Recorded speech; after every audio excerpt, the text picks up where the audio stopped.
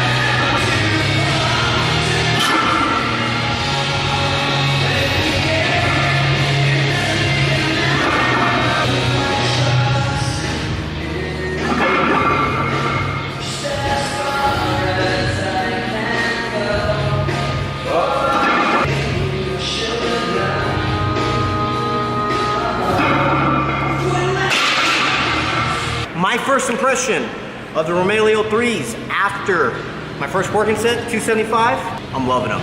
I already knew that I was gonna love them when I was doing my warm-ups, just having them on. The Flywire is super comfortable. The shoe is just overall much more aerodynamic, much more compact.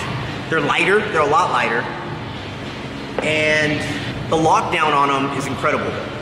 Keep in mind, I'm talking from my own perspective, my own opinion, with my own feet. My feet are very narrow. If you have narrow feet, these will be perfect for you. If you have a wider foot, the toe box area might be a little too tight for you, a little snug. If you have a wide foot, I think the Romaleo 2s will be a better fit for you. The strap, I'm really digging the strap. The one strap, it's right in the middle and it's actually really functional to the point where you only need one strap.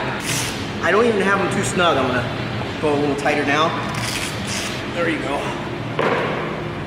The heel feels the same. The heel feels like it's a little bit more narrow than the 2s. Just looking at them, I feel fresh. I like them a lot more than the 2s when it comes to aesthetics.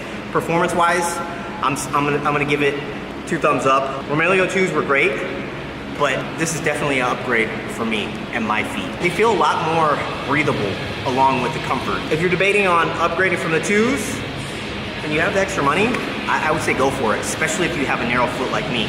Like I said, if you have a wide foot, then you might want to try them on first, see if your foot feels good in them. Other than that, they're true to size. I'm wearing my regular size shoe in all Nikes. If you're debating on upgrading from the 2s like I was, my 2s were still in great shape. I couldn't justify spending 200 bucks on a pair of shoes. Actually 400 bucks, because for me, I'm married times 2. So I got Sonia a pair also, and she tried them out today and she loves them. She says they're a lot more comfortable than her 2s also. We're on the same page about it. If you're hating on the 3s, don't knock them until you try them. The material, I've heard some people knocking the material saying that it doesn't look like it's gonna last. It looks like it's gonna last. I mean, the tongue is nice and thin, but it feels very durable. Here's a close-up of them on my feet.